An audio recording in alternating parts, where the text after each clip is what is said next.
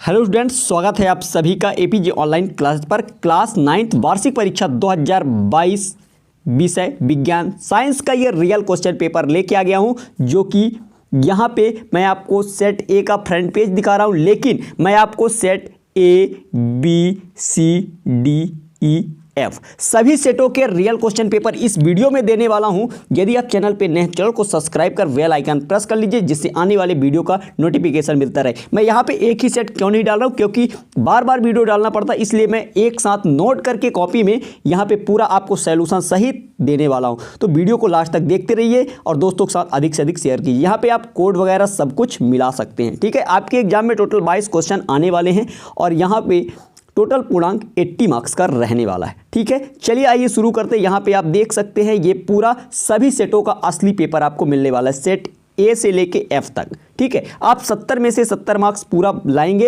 ये पूरा एकदम से असली पेपर है, ठीक है। चलिए आइए आगे बढ़ते हैं। यहाँ पे आप देख सकते हैं ये सबसे पहले मैंने 2 नंबर के सभी सेटों के क्वेश्चन लिख के रखे हैं, ठीक है। आप देख सकते हैं गुप्त ऊष्मा किसे कहते हैं, ऊर्ध्वपतन किसे कहते हैं, एक पदार्थ का उदाहरण दीजिए। ये सभी क्वेश्चनों का आप स्क्रीनशॉट करके वीडियो को रोक के लिख लिए। यदि आप इतना तैयार कर लेते हैं तो आपको 70 में से 70 लाने से कोई नहीं रोक सकता, ये मेरा वादा है, ठीक है। चलिए आइए बढ़ते हैं आगे। ये देख सकते हैं मिश्रण एवं यौगिक में अंतर, ठीक है। चलिए ये आप देख सकते हैं समस्थानिक एवं संभारिक में अंतर। यहाँ पे आप देख सकते हैं ये सभी 2 अंकों वाले क्वेश्चन हैं, ये आप देख सकते हैं। चलिए आइए आपके एग्जाम में मैं बता दूं, आपके एग्जाम में टोटल 10 क्वेश्चन 2 अंकों में पूछे गए, 2 अंक वाले 10 क्वेश्चन पूछे गए हैं, जिसमें से आपको 20 अंक मिलेंगे, ठीक है। चलिए आइए पूरा ये क्वेश्चन देख सकते हैं। 10 तो क्वेश्चन 2 नंबर के हैं, यानी 20 क्वेश्चन टोटल रहेंगे, अथवा में भी रहेंगे ना, तो इसलिए टोटल आपके 20 क्वेश्चन 2 अंक वाले रहेंगे। यहाँ पे आप देख सकते हैं इन सभी क्वेश्चनों को आपको अच्छी तरह से तैयार करना है। मैं आपको अभी 2 अंकों के क्वेश्चनों का पूरा आंसर देने वाला हूँ। तो यहाँ पे आप देख सकते हैं ये रहा पूरा क्वेश्चन पेपर, ठीक है। यहाँ पे आप 3 अंक वाले भी क्वेश्चन देख लें। इसके बाद अभी मैं इस वीडियो में केवल 2 अंकों के क्वेश्चनों का आंसर देने वाला हूँ। इसके बाद नेक्स्ट वीडियो में आपको 3 अंकों के क्वेश्चन का आंसर मिलेगा, इसके बाद 4 अंकों के क्वेश्चन का आंसर मिलेगा। तो चैनल को सब्सक्राइब कर रखिए, जिससे आने वाले वीडियो का नोटिफिकेशन आप तक पहुँचता रहे। यहाँ पे देख सकते हैं ये रहा 3 अंकों वाले क्वेश्चन, आप देख सकते हैं सभी क्वेश्चनों को।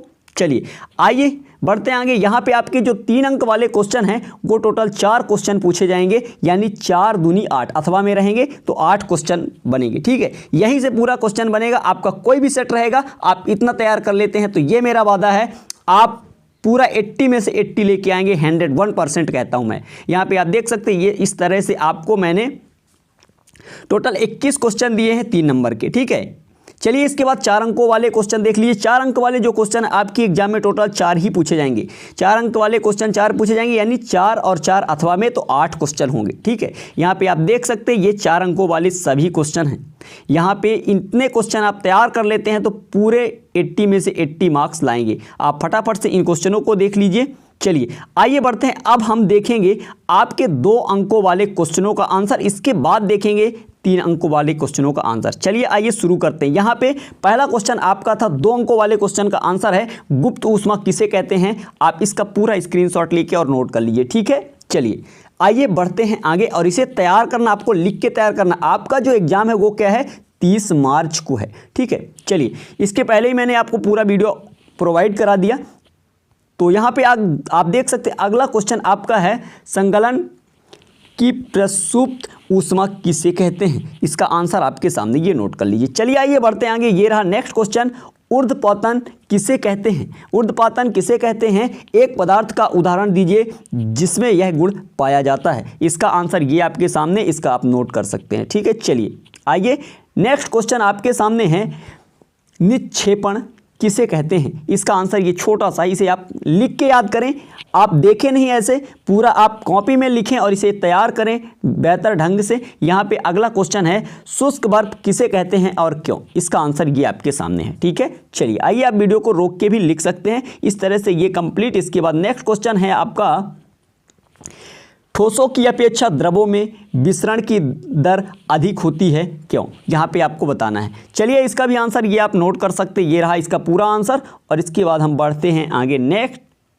ये देख लीजिए अगला है क्वेश्चन आपका, तत्व एवं यौगिक में अंतर। ये क्वेश्चन आपके कई सेटों में पूछा गया है, तो इस क्वेश्चन को और अच्छी तरह से तैयार करें। इसके बाद ये अगला क्वेश्चन है, मिश्रण एवं यौगिक में अंतर, ये भी आपके कई सेटों में देखने को मिलेगा। ठीक है, आपका कोई भी सेट हो, आप इतना तैयार कर लेते हैं तो आप एक भी अंक का छोड़ के नहीं आएंगे। ठीक है, चलिए आइए बढ़ते हैं आगे। और ये रहा आपका अगला क्वेश्चन, क्रिस्टली विधि के 2 अनुप्रयोग लिखिए। इसका आंसर आप लिख लीजिए। और हाँ, ये क्वेश्चन भी मैं बता दूं, ये क्वेश्चन कई सेटों में पूछा गया। धातु एवं अधातु में 2 अंतर लिखिए। ये 2 अंक का है, इसलिए 2 अंकों में पूछा गया है। ठीक है, चलिए 2 अंतर आपको लिख के आना है। इसके बाद बढ़ते आगे, आसवन विधि क्या है, यहाँ पे इस आंसर को भी आपको नोट कर लेना है। इसके बाद क्रोमैटोग्राफी विधि क्या है, इस आंसर को भी आपको नोट करना है। ये भी कई सेट में पूछा गया है अधिक से अधिक।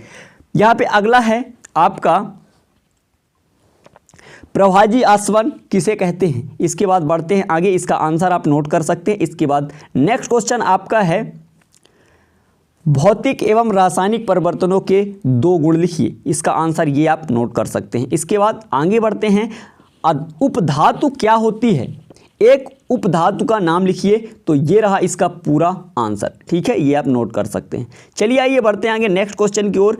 मिश्र, अगला क्वेश्चन आपके सामने है, मिश्र धातु किसे कहते हैं, एक मिश्र धातु का नाम लिखिए। ये रहा इसका पूरा राइट आंसर। ठीक है, चलिए इसके बाद देख सकते हैं अगला क्वेश्चन, भौतिक एवं रासायनिक परिवर्तनों के 2 उदाहरण दीजिए। ये इसका आंसर है, ये आप नोट कर लीजिए फटाफट से। ठीक है, चलिए इसके बाद आगे बढ़ते हैं। और ये रहा आपका नेक्स्ट क्वेश्चन, ये भी क्वेश्चन आपके कई सेटों में देखने को मिलेगा, तो इसे अच्छी तरह से तैयार कीजिए। रदरफोर्ड के परमाणु मॉडल की 2 कमियां लिखिए। ये सभी क्वेश्चन मैं जो बता रहा हूं ये 2 अंकों के हैं। आपका कोई भी सेट आएगा अथवा सहित का क्वेश्चन आपके एग्जाम में इन्हीं में से पूरा देखने को मिलेगा। ठीक है, चलिए आइए बढ़ते हैं आगे। ये रहा इसका आंसर पूरा।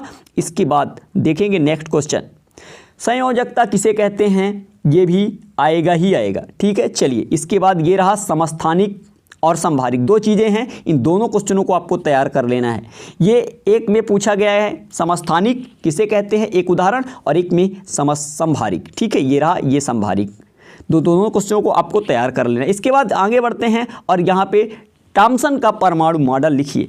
इस तरह से आपको इसको लिख लेना है। इसके बाद नेक्स्ट क्वेश्चन है आपका, यहाँ पे आप देख सकते हैं, बोरवरी स्क्रीम क्या है, इसका आंसर आप ये नोट कर लीजिए। चलिए आइए बढ़ते हैं आगे। और ये रहा हृदय पेशी किसे कहते हैं, हृदय पेशी का विशेष कार्य क्या है, ये रहा ये आपका आंसर। चलिए इसके बाद नेक्स्ट क्वेश्चन ये है आपका, रेखित, आरेखित तथा हृदय पेशियों में उनके कार्य के आधार पर अंतर स्पष्ट कीजिए। ये रहा इसका पूरा आंसर। ये रहा, आपको इसी तरह से कॉलम बनाकर लिख लेना है। ठीक है, चलिए ये रहा न्यूरॉन का नामांकित चित्र। और ये बता दूं क्वेश्चन ये कई सेट में पूछा गया, तो ये डायग्राम आप अच्छी तरह से बनाना सीख लें। ठीक है, चलिए इसके बाद हम बढ़ते आगे। अगला क्वेश्चन आपके सामने है, ऊतक किसे कहते हैं, एक उदाहरण दीजिए। इसका भी आंसर आप नोट कर लीजिए। इसके बाद नेक्स्ट क्वेश्चन देख रहे हैं, यहाँ पे देख लीजिए, किन्हीं 2 प्रकार के पेशी रेशों के चित्र बनाकर अंतर लिखिए। ये रहा।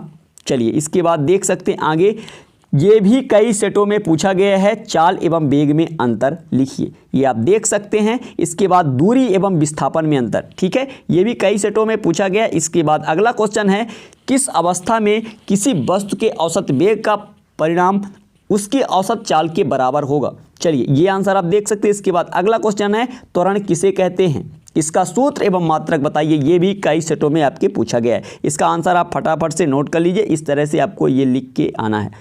अगला क्वेश्चन है, ये रहा, ये आंकिक प्रश्न है। ये आप इसको अच्छे तरह से पढ़ के जाएंगे, इसे हल कर लीजिए। यदि बिजली की चमक एक बादलों की गरज के मध्य समयांतराल 4 सेकंड हो तो बिजली गिरने के निकटतम बिंदु की दूरी का परिकलन कीजिए। वायु में ध्वनि की चाल 346 मीटर प्रति सेकंड। यहाँ पे इसका आंसर आप नोट कर सकते हैं। चलिए आइए, ये भी आंकिक प्रश्न है, ये आप नोट कर लीजिए। ये भी आपके कई सेट में पूछा गया है, तो मैं बता रहा हूँ जो कई सेटों में है वो पूछा ही गया है, ध्यान रखिएगा। आप उनको अच्छी तरह से तैयार कीजिए। आपका कोई भी सेट होगा पूरा अंक लेके आएंगे। ये रहा इसका पूरा आंसर। मैं एक्सप्लेन नहीं कर सकता क्योंकि वीडियो बहुत ज़्यादा लंबा हो जाएगा। यहाँ पर आप देख सकते हैं अगला क्वेश्चन आपके सामने है, औसत चाल किसे कहते हैं। ठीक है, ये भी क्वेश्चन कई सेटों में है। और यहाँ पे देख सकते हैं, ये रहा, एक समान गति किसे कहते हैं, असमान गति किसे कहते हैं। ये क्वेश्चनों को आपको एक एक बार पढ़ के जरूर जाना है। ठीक है,